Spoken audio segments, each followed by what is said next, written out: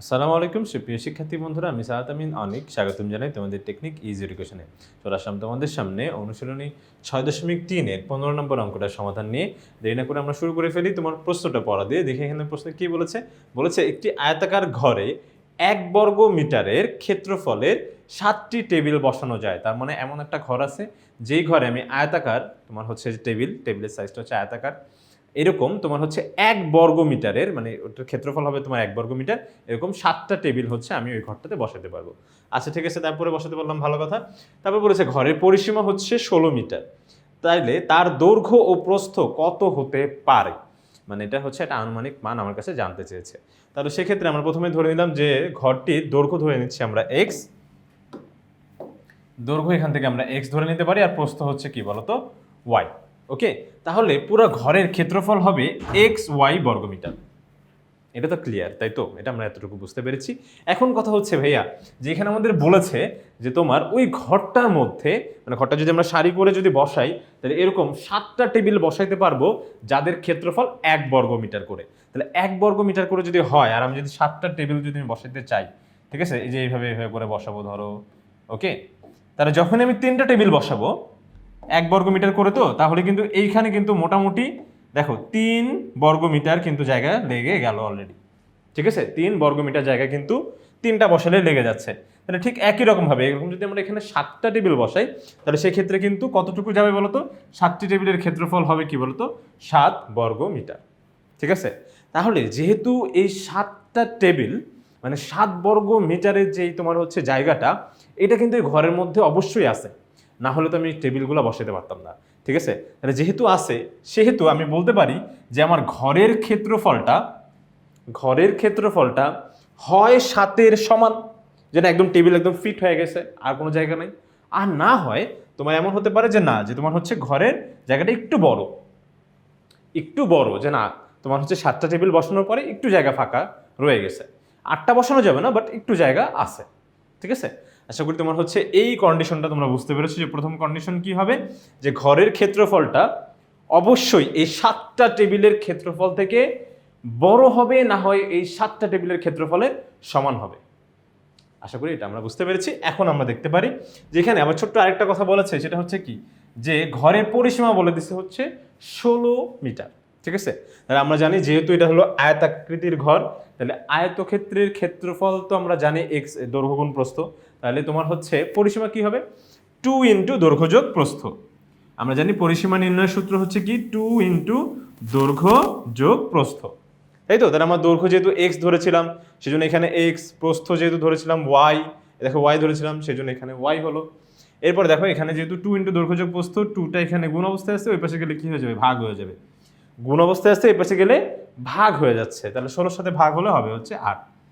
এরপরে আমরা এখান থেকে ধরো যে কোনো একটা চলকের মান বের করে নিব, যে কোনো। ঠিক আছে, তাহলে আমি আমি চাইলে এক্স এর মানও বের করতে পারতাম, আমি চাইলে এখান থেকে ওয়াই এর মানও বের করতে পারি। তো আমার মন চেয়েছে ওয়াই এর মান, সেজন্য আমি ওয়াই এর মানটাই বের করেছি। ঠিক আছে, তোমরা যদি চাও তাহলে এক্স এর মানও বের করতে পারো, কোনো বাধ্যবাধকতা নাই এখানে। আচ্ছা, তাহলে সেক্ষেত্রে আমরা ওয়াই এর মানটা এখানে বের করলে তোমার হচ্ছে এক্সটাকে আর বাম পাশে রাখা যাবে না। এক্স যখন সাইড চেঞ্জ করবে তখন এই পাশে আসলে কি হয়ে যাবে? প্লাস এক্স, এই পাশে আসলে মাইনাস এক্স হয়ে যাবে। এখন এইখান থেকে আসলে যেটা করার, যে আমরা একটা কন্ডিশনে পৌঁছাবো, সেটা হচ্ছে কি, আমাদের এখানে বলেছে যে দৈর্ঘ্য ও প্রস্থ কত হতে পারে, একটা লিমিট জানতে চেয়েছে। তাহলে সেক্ষেত্রে সেই লিমিটেশনের জন্য একটা কাজ করি, আমরা হচ্ছে এই যে তোমার দুইটা সমীকরণ দিয়ে কিছু একটা সমাধান করার চেষ্টা করি। সেটা হচ্ছে 2 নং হতে এই ওয়াই এর মান 1 নংয়ে বসিয়ে পাই। 1 নংয়ে বসিয়ে পাই, কি পাই একটু দেখি কি পাই। তাহলে হচ্ছে এখানে দেখো এক্স ইন্টু ওয়াই আছে, তো তো এখানে ওয়াই এর জায়গায় কি দিব বলো তো? এই দেখো ওয়াই এর জায়গায় ওয়াই এর মানটা দিব। ওয়াই এর মান কত হচ্ছে তোমার এখানে 8 মাইনাস এক্স, দেখতে পাচ্ছ? দেখো এখানে ওয়াই এর জায়গায় এক্স ইন্টু 8 মাইনাস এক্স লিখেছি, কারণ ওয়াই এর মানটা আমরা এখান থেকে পেয়েছি 8 মাইনাস এক্স। আচ্ছা, এটা তোমার হচ্ছে কি হবে? Greater than equal 7। ঠিক আছে, এই যে তোমার হচ্ছে এই চিহ্ন দ্বারা কিন্তু এটা বোঝায় যে 7-এর সমানও হওয়া যাবে। ঠিক আছে, একটু আগে হচ্ছে বলেছি যে 7টা টেবিল একদম কানায় কানায় একদম এটাই গেছে। ঠিক আছে, তো সেই জন্য কিন্তু 7-এর সমানও হওয়া যেতে পারে। আচ্ছা, এবার এটাকে আমরা হচ্ছে একটু সমাধান করব, অসমতার সমাধান করে দিব। অসমতার সমাধানটা কিভাবে করবো? দেখো এক্স আর 8 গুণ করলে এখানে হবে 8x, এখানে তোমার হচ্ছে মাইনাস তো বসবে, এক্স আর এক্স গুণ করলে এক্স স্কোয়ার, এখানে 7। আমি তোমার হচ্ছে এই পাশে 7টাকে চাচ্ছি না, আমি এখান থেকে এক্স এর উপর শর্তটা আরোপ করতে যাচ্ছি, মানে এক্স এর মান চাচ্ছি। তাহলে একটা কাজ করি, তোমার হচ্ছে এই পাশে 7টাকে না রাখি, এখানে হচ্ছে দুই পাশ থেকে যদি 7 তুলে দিতে হয়, তাহলে আমি উভয় পাশে যদি -7 করি, এখানেও -7 করলাম, উভয় পাশে কি করলাম -7 করে দিলাম, ঠিক আছে, উভয় পাশে 7 বিয়োগ করে, তাহলে এখানে থাকবে x² -7 আর এখানে থাকবে কি বলতো 0। এখন আমরা এটা বুঝতে পারছি এখানে একটা দ্বিঘাত রাশি আসছে, তো যে কোনো দ্বিঘাত রাশি এর এখানে x এর উপর স্কয়ার, এটা না হবে না। আচ্ছা, যে কোনো দ্বিঘাত রাশিকে যদি সমাধান করতে হয় তাহলে অবশ্যই কিন্তু আমাদের মিডল টার্ম করা লাগবে, ঠিক আছে। তাহলে মিডল টার্ম করতে হলে যার পাওয়ার বেশি তাকে একটু আগে রাখতে হয়। আচ্ছা, যার পাওয়ার বেশি তাকে একটু আগে রাখলাম, এখানে আমি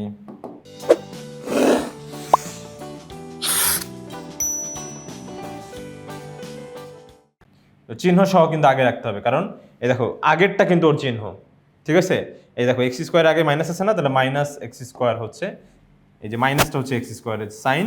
আবার এখানে দেখো 8x এর আগে আছে প্লাস, তার মানে এখানে হবে +8x, মানে সব থেকে পাওয়ারওয়ালা মানুষজন একটু আগে থাকে, হ্যাঁ, মিছিলটাকে লিড দেয়। তাহলে সেক্ষেত্রে পাওয়ারওয়ালা মানুষজন আগে, তারপরে নেতা ফোতারা কয়টা আছে, আর এরপরে হচ্ছে আম জনতা, বোঝাই করতেছে। এরপরে দেখি আমরা কখনোই তোমার হচ্ছে চেষ্টা করব যে এই অঙ্কগুলো যদি একটু মানে সহজ উপায় যদি করতে হয়, তাহলে এই যে দ্বিঘাত যে রাশিটা থাকবে এটার আগে কখনো মাইনাস রাখবো না। তাহলে এখান থেকে যদি আমি -1 কমন নিয়ে নিই, -1 কমন নেওয়া মানে এখানে আর 1টা দেওয়া লাগে না, শুধু মাঝে মাঝে আমরা বলে ফেলি যে মাইনাসও কমন নিচ্ছি, আসলে মাইনাস কমন নেই না, -1 কমন নেই, সামনে 1 দেওয়া লাগে না, সেই জন্য আর দিই না। আচ্ছা, তাহলে মাইনাস কমন নিলে বা -1 কমন নিলে কি হয়, ভিতরের সব চিহ্নগুলো পরিবর্তন হয়ে যাবে, ঠিক আছে। আর কমন নেওয়া মানে কি, অ্যাকচুয়ালি ভাগ করা, এটা সবসময় মনে রাখবে, কমন নেওয়া মানে অ্যাকচুয়ালি ভাগ করা। তো -1 দিয়ে সবগুলোকে গুণ করে দাও, তাহলে তোমার হচ্ছে -1 কমন নেওয়া হয়ে যাবে, জাস্ট চিহ্নগুলো পরিবর্তন হয়ে যাবে, এতটুকু মনে রাখলেই হবে। এখন দেখো অসমতার দুই পাশে, আমি মাইনাসটাকে তো রাখতে চাচ্ছি না, তাহলে অসমতার দুই পাশে যদি আমরা হচ্ছে, অসমতা মানে যেটা সমান না, অসমতার দুই পাশে যদি তোমার হচ্ছে আমি -1 দিয়ে গুণ করি, -1 দিয়ে যদি গুণ করে দেই, তাহলে সেক্ষেত্রে কিন্তু এই মাইনাস ব্যাপারটা কিন্তু উঠে যাচ্ছে। তাহলে এখানেও -1 দিয়ে গুণ, আর এখানেও কি হবে বলতো -1। আর আমরা জানি অসমতার সমাধান করতে গিয়ে কখনো যদি মাইনাস বা কোনো ঋণাত্মক সংখ্যা দ্বারা গুণ অথবা ভাগ করা লাগে, -1 বা মাইনাস যে কোনো ঋণাত্মক সংখ্যা দিয়ে যদি আমি গুণ বা ভাগ করি, তাহলে অসমতার চিহ্নটা কি হয়ে যাবে, পরিবর্তন হয়ে যাবে, অসমতার চিহ্ন পরিবর্তন হয়ে যাবে। তাহলে -1 দিয়ে যেহেতু গুণ করছি, মাইনাসে মাইনাসে এটা কিন্তু প্লাস হয়ে যাবে, মাইনাসে মাইনাসে প্লাস, আর যা আছে তাই থাকবে। আর এখানে 0-র সাথে ইন্টু করলে, 0-র সাথে ইন্টু করলে কি হবে বলতো, 0ই হবে, 0-র সাথে পৃথিবীর যেই সংখ্যায় গুণ করো না কেন অ্যান্সার 0ই। এরপর একটা ব্যাপার লক্ষণীয়, সেটা হচ্ছে কি বললাম, যে তোমার এই যে অসমতার চিহ্নটা কি হয়ে যাবে, পরিবর্তন হয়ে যাবে। তার মানে এখানে গ্রেটার দেন আছে, সেটা হয়ে যাবে কি বলতো, লেস দেন ইকুয়াল। বুঝো কিন্তু এই জিনিসটা বুঝো, দেখো চিহ্নটা কিন্তু চেঞ্জ হয়ে গেছে। তো যে কোনো ঋণাত্মক সংখ্যা দ্বারা যদি দুই পাশে গুণ বা ভাগ করো, তাহলে এইভাবে কিন্তু চেঞ্জ হয়ে যাবে, এটা মনে রাখো। এরপর এখান থেকে আমরা কি করতে পারি, তোমার হচ্ছে মিডল টার্ম করবো, এই 7টাকে ভাঙবো। তো 7কে ভাঙলে কি পাওয়া যায়, 7কে ভাঙলে 7 আর 1 পাওয়া যায়, তাহলে 7 আর 1 যোগ বিয়োগ করলেই আমরা হচ্ছে মাঝখানেরটা পেয়ে যাব। তো সেটা হলো কি -7x আর -x, এ দেখো 1, এই দেখো এখানে 1, এখানে 7 আর +7, এখান থেকে x কমন নেওয়া যায়, তার মানে এখানে থাকবে -7, এখান থেকে -1 কমন দিলে x -7, এখান থেকে এই দুটো থেকে x -7টা কমন নিয়ে নাও, তাহলে এখানে পড়ে থাকবে শুধুমাত্র x -1, ঠিক আছে। তাহলে অঙ্কের এই পর্যায়ে এসে আমি কি করতে পারি, হয় বলতে পারি যে তোমার x -7 is less than equal 0, অথবা x -1 is less than equal 0।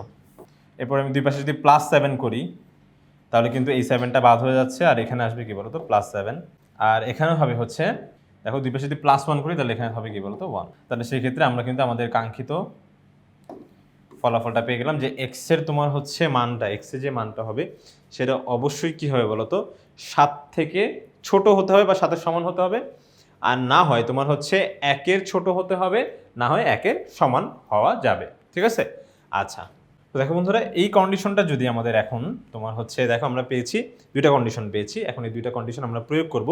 ধরো আমাদের প্রথমে আমরা কিন্তু পেয়েছিলাম যে আমাদের ক্ষেত্রফলটা কত ছিল, যে xy, ক্ষেত্রফল xyটা অবশ্যই 7-এর ছোট বা 7-এর সমান।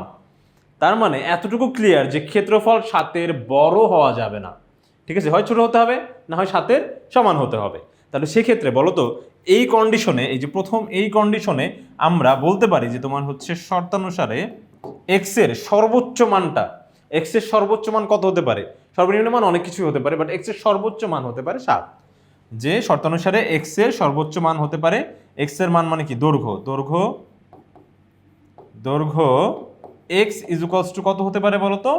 7 মিটার। একটা ব্যাপার এখন লক্ষণীয়, তাহলে যদি তোমার দৈর্ঘ্য যদি সব থেকে বেশি মানে হচ্ছে সর্বোচ্চ মান যদি 7 মিটার হয় আর ক্ষেত্রফলকেও যদি 7 আসতে হয়, তাহলে সেক্ষেত্রে প্রস্থ কি আর 1 ব্যতীত অন্য কিছু হতে পারবে? বলো, যে 1 থেকে ছোট হতে পারে ঠিক আছে, কিন্তু সর্বোচ্চ প্রস্থ কত হতে পারে বলো তো? 1। আমাদের কাছে এটাই জানতে চাইছে, দৈর্ঘ্য প্রস্থ কত হতে পারে সেটাই চাইছে। তাহলে কত হতে পারে কি আমরা শেষ লিমিটটাই বলবো। তাহলে শেষ লিমিটটাই হচ্ছে কত? যে দৈর্ঘ্য হতে পারে 7 মিটার আর প্রস্থ হতে পারে, তাহলে এই সূত্রের জন্য এই যে এইখানে এই কন্ডিশনটার জন্য অবশ্যই কি হতে হবে বলো তো? y এর মান হতে হবে 1 মিটার। এখন বলবা যে ভাইয়া আপনি তো চাইলে হচ্ছে এখানে দৈর্ঘ্যটাকে 1 ধরতে পারতেন, তাহলে প্রস্থ আপনার 7 আসতো। কিন্তু ভাই একটা কথা মনে রাখবা যে দৈর্ঘ্য কখনো কিন্তু ছোট হয় না প্রস্থর থেকে। যেটা বড় হবে সেটাকেই আমরা দৈর্ঘ্য ধরবো, যেটা ছোট হবে সেটাকে প্রস্থ। আশা করি তোমরা হচ্ছে এই ব্যাপারটা পুরোপুরি বুঝতে পেরেছো। এটাই হচ্ছে আমাদের অ্যান্সার। ওকে, ঠিক আছে বন্ধুরা, ভালো থাকবে, সুস্থ থাকবে, দোয়া করবে। আজকে এখানেই শেষ করছি। ধন্যবাদ সবাইকে।